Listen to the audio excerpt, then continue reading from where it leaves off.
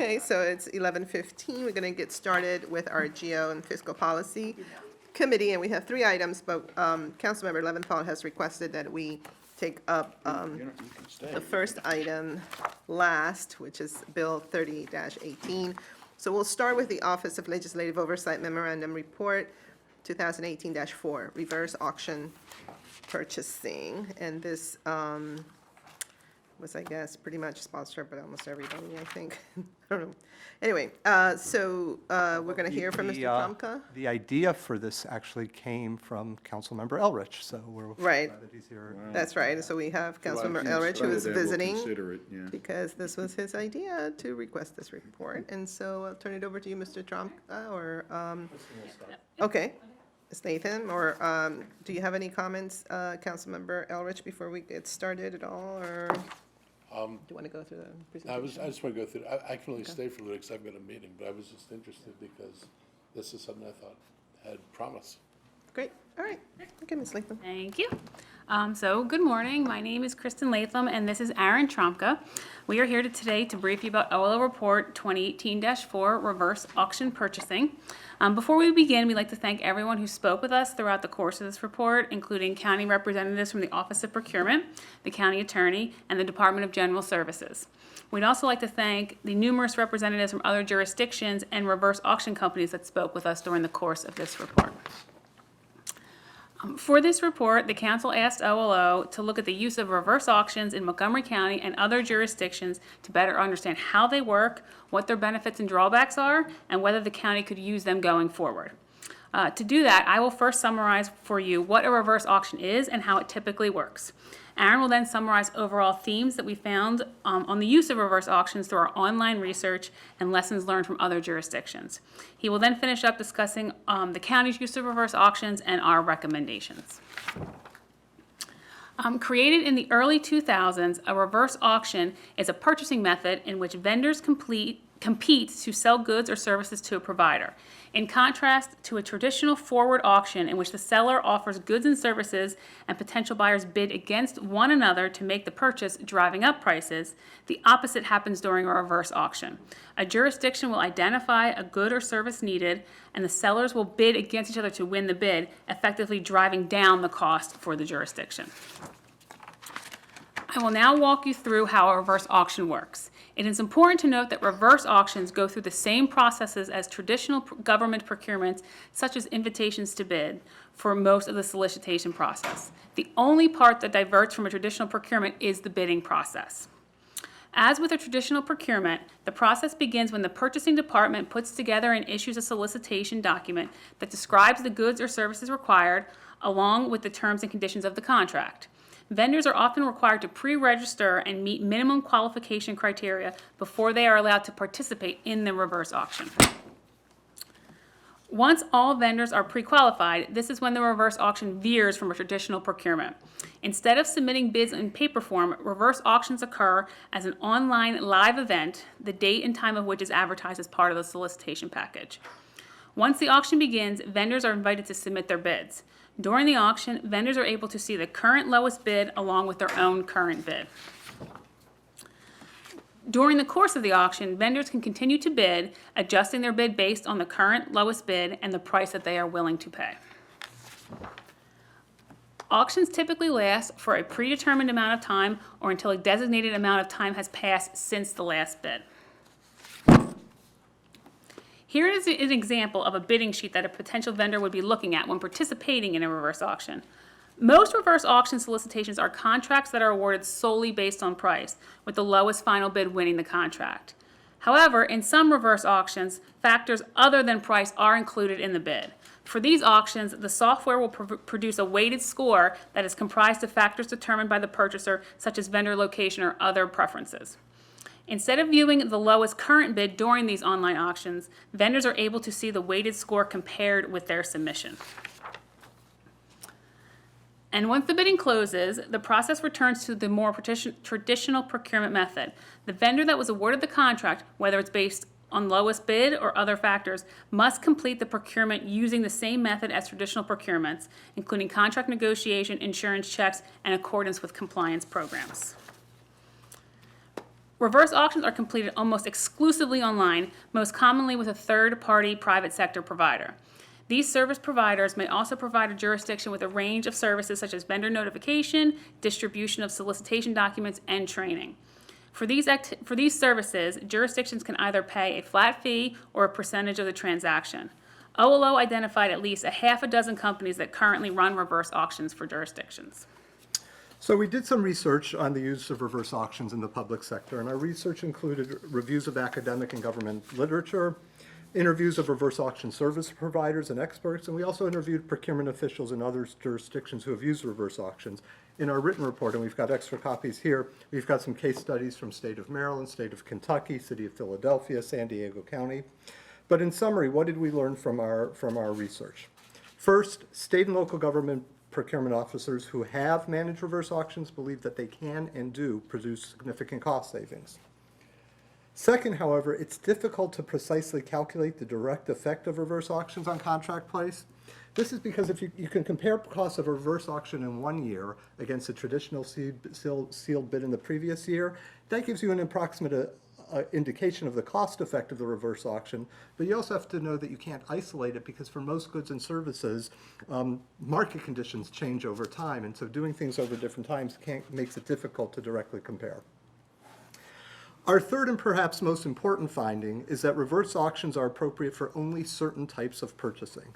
This method is best used for purchases of goods and even sometimes services with readily defined and precise specifications.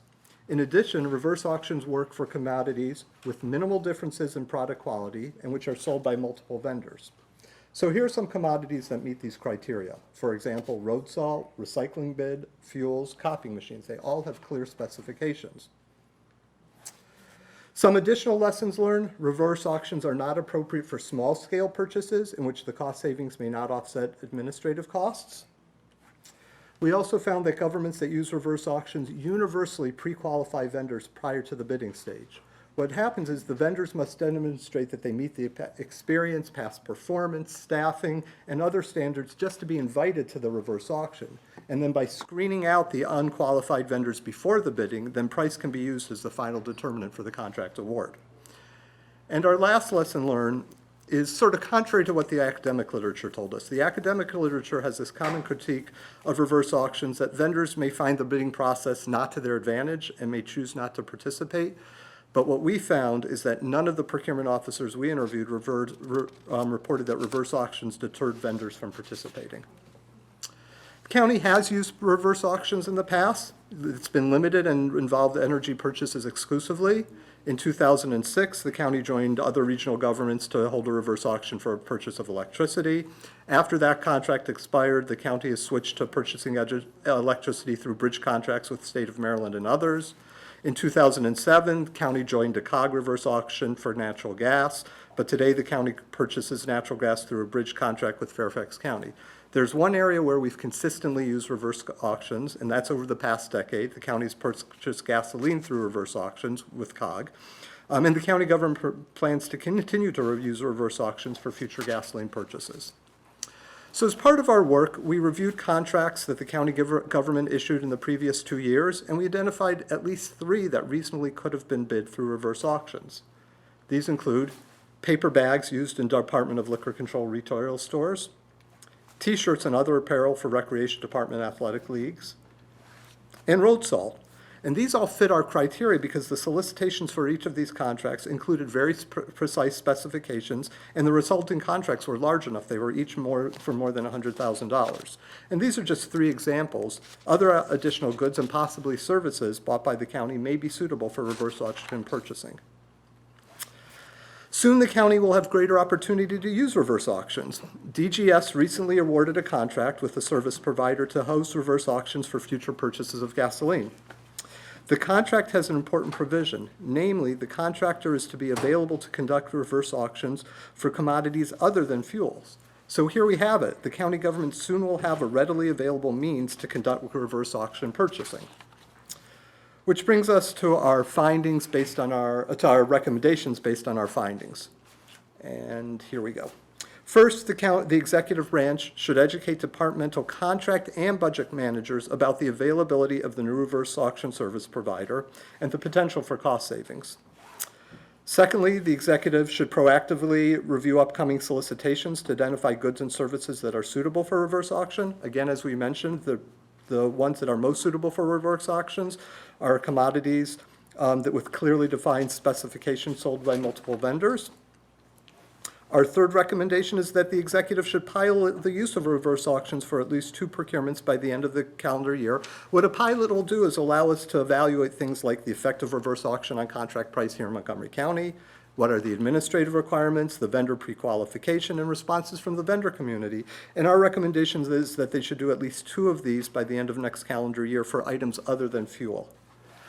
And our last recommendation is that the executive should report back to the council by the end of next year on efforts to educate department staff regarding reverse auctions, identification of goods and services that may be suitable for this bidding technique, and the status of reverse auction pilots. That completes the presentation. I just want to take one more minute to put this into context. You know, we've all had discussions annually about our budget constraints, and, you know, there's never enough money for priorities. And usually where the discussion turns to is, do we have to cut services? Do we have to look for new revenue sources? It's kind of rare where you have an opportunity to do the same for less. And this procurement technique, this bidding technique, might be one of those rare examples where we can do the same for less. Is it going to revolutionize procurement? No, we're not talking of tens of millions of dollars, but there's the potential of several $100,000s of savings. And so in that context, I think it's a very exciting opportunity to, at the margin, preserve some dollars for other priorities. And that concludes our presentation. Thank you so much. Very good work. I think, Council President, do you have your light on? No. Something's blinking. Maybe it's you. Yeah, it is me. I'm a blinker. Here, it's all over. Okay, yeah, I understand. And thank you for the report and the presentation. I guess I would assume that as part of the process, that there has to be at least 2 bidders. That has to be written in. Correct. And it has to be that the county could reject all bids, because and I think this is a good idea. I mean, but one of the things I read is that it could be open for 10 minutes or something. Well, I would think it would have to be longer than that. I mean, because if you had, you know, not necessarily everybody's going to be sitting in front of their computer for those 10 minutes. I mean, every vendor that might want to be involved in this. And then my other concern is that somebody could come in and say, you know what, I really think that this bid is $100,000, but why wouldn't I put $200,000 in? Because I can always come back down to my $100,000.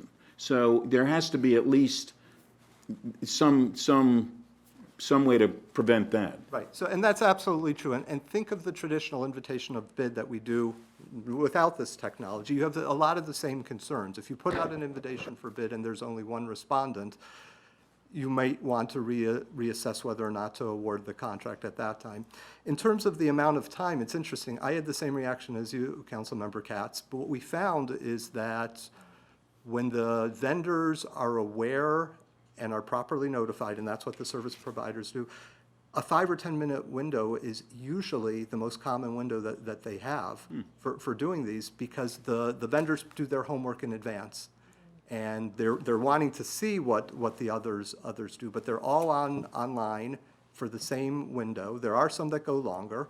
I think some of the energy purchases done through the state of Maryland, you know, because they have different grades of gas, we're doing, you know, this octane or this type of diesel and delivered to this depot or that depot.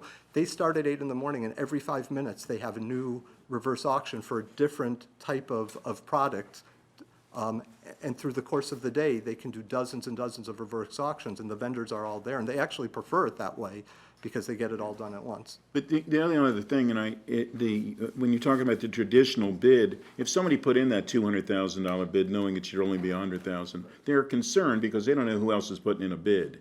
In this one, there's no concern because they can always lower theirs right on the spot. You know, so there has to be some protection. That's why you pre-qualify. If you pre-qualify bidders and you only see that there's only one, then you probably would not issue it this way. Right, okay, thanks. Okay, so this is a great presentation. I think that it's obvious that we have about 8 days until we find out who the next executive is gonna be. But I guess, I don't know if my colleagues agree, I think that once that is all set, it would be, I think, great to communicate to the new executive that we have had, this discussion, that we think that it is worth looking into, and see how we can perhaps So we work could draft a together. letter for the committee to the new executive, and if you agree on the idea of the pilot, we would. Correct. Absolutely. Yes. I think that's where to go. Yeah, wonderful, thank you so much. Thank you. Thank you. Okay, so, since we're a bit out of order, because we decided You stay out of order. to have Councilmember Leventhal's bill as last, it was his request. We're gonna move actually to item number 3, which is a special appropriation to the county government's FY19 operating budget, non-departmental account for $95,600 for legislative branch communications outreach. And I believe that Ms. Healy, is Ms. Healy, oh, there she is. There's everybody, Ms. Parsons too. All right, so I'm just gonna turn it over to you, so you can explain, for the record, what it is that, the special appropriation, what it's for, and actually it was, I think sponsored by the GO committee, so we kind of know what it's about, but I'm gonna turn it over to you. Absolutely. Sonia Healy, for the record, I'm the council's legislative information officer, and I have Michelle Parsons, who's here with us, who's our manager for IT. So as everyone knows, this year there has been some significant turnover in staffing at the council office, and this has provided us with an opportunity to look at some areas where we have been deficient and to look at some new services that we would like to offer moving forward. So today we are coming to you with a special appropriation in the amount of $95,600 in this fiscal year, and what it would do is work in 3 areas. The first is to fill a vacant staff position that we have in our communications team that would be devoted to social and digital media.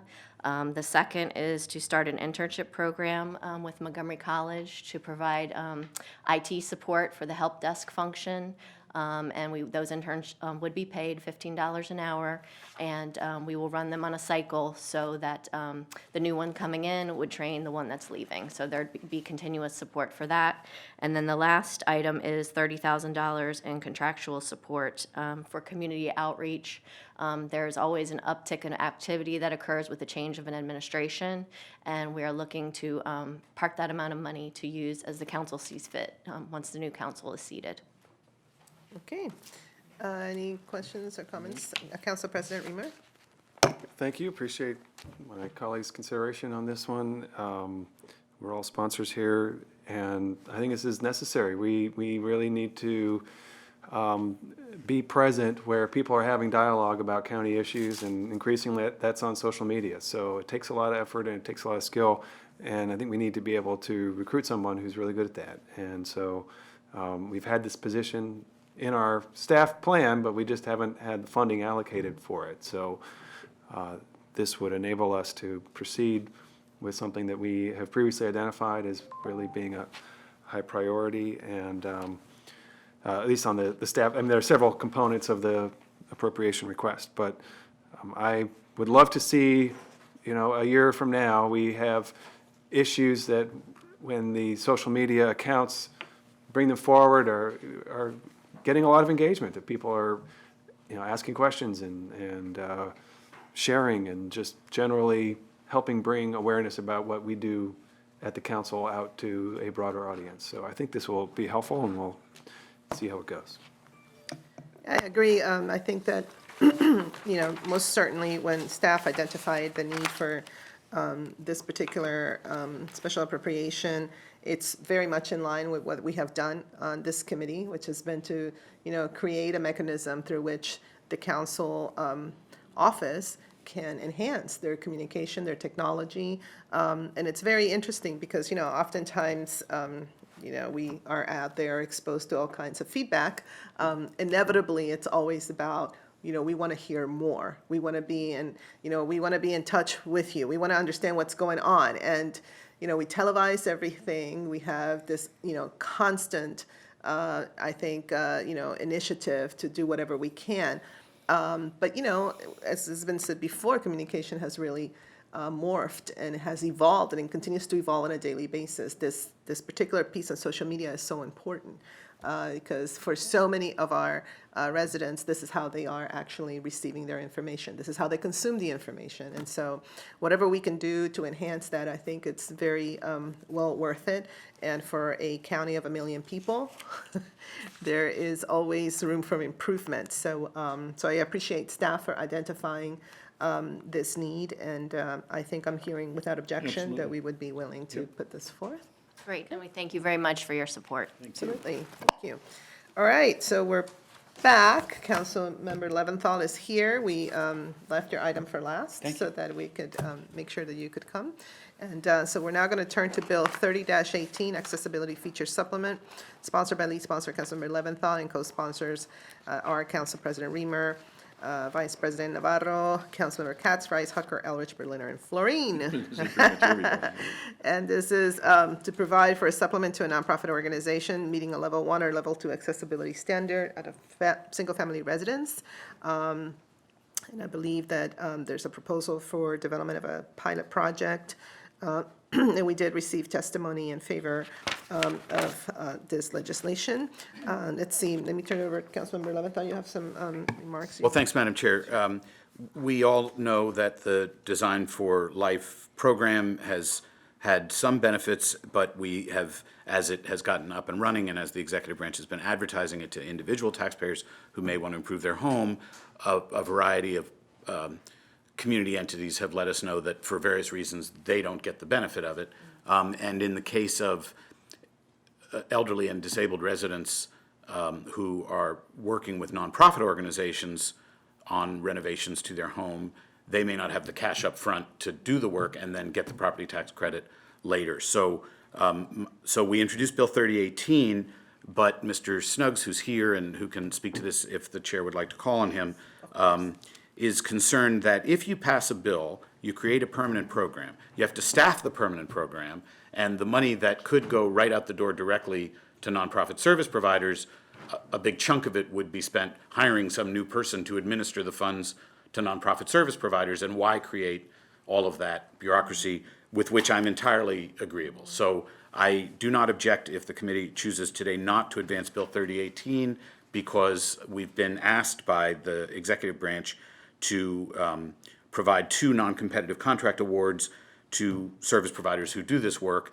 and then in the future, county government can come back and assess how much work was done, how effective it was, whether we need a permanent program within county government, which DHCA is resisting, or whether this is just an ongoing project that the Department of Housing could take on as part of its interaction with the community. So I will not, my feelings will not be hurt if the committee today votes not to advance Bill 3018, with the understanding that we will proceed as a county with assisting nonprofit service providers to make these improvements to the homes of people who are elderly and disabled. All right, anything you want to add, Mr. Snuggs? Good morning, Clarence Snuggs, DHCA. I think the comments fairly represent the position that we have on it. I think that if I was going to add anything, I would say that by taking it as a pilot, we have an opportunity to test whether or not there is actually both need and demand for this version of Design for Life. And then I think based on that test, we can determine whether or not we run another pilot or we gear up for we stand up a more significant program, if you will. So I think this is an opportunity to both put that out there in the way that it's designed today for those who do not benefit from the tax credit because they don't have the cash to pay for the repairs with their contractor up front. We can work with some mission-driven organizations that can help us get this done, working with both seniors and disabled, both on the for visitability, which is level 1, and accessibility, which is level 2. So I'm comfortable with that. And so are you saying that then for our budget deliberations, there will be a request from the HCA? How is this going to work in terms of funding the pilot? So actually, if you look on Circle 18 of your packet, the CAO has already transmitted a request to amend the operating budget resolution. The source Okay. of the funds is actually the Housing Initiative Fund, so it doesn't require any additional appropriation at this Okay. time. If the committee supports this approach, the council will actually act on this on November 13th. Oh, okay. Do I hear any objection for that approach? I think this is perfect. Okay, I think that we like that approach. We thank you, and we appreciate your effort as well, Councilmember Leventhal. So with that, I think that we will not support the bill. So it's 3-0 against it. Sure, and we'll make note in the minutes appropriately of what Right. the committee's action is. I will just note, for your information, that unlike ZTA's, bills don't actually expire at the end of a council, so if for some reason we need to bring the bill back up, the new council, it will be there waiting if the new council needs to. Okay, thank you. Thank you all.